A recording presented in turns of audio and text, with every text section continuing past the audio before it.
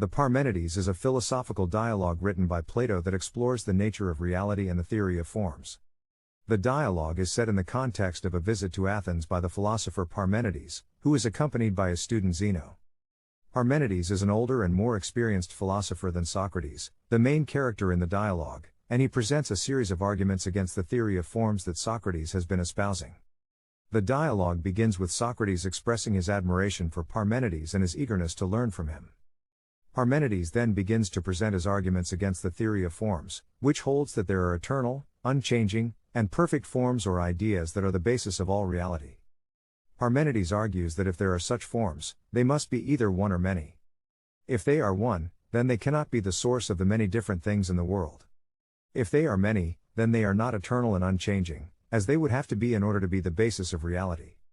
He also argues that if the forms are separate from the physical world, then they cannot have any effect on it, and if they are not separate, then they are not eternal and unchanging.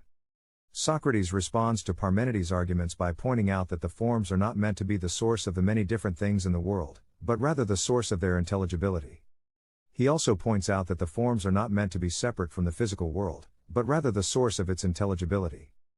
Parmenides continues to press Socrates with further objections and criticisms of his theory of forms, but Socrates remains steadfast in his defense of it. In the end, Parmenides leaves Athens, leaving Socrates to ponder the insights he has gained from the dialogue.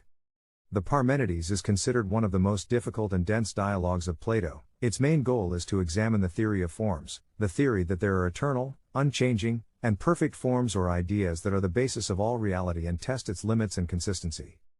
The dialogue is also seen as a significant step in the development of Plato's own thought and a critique of some of his earlier beliefs.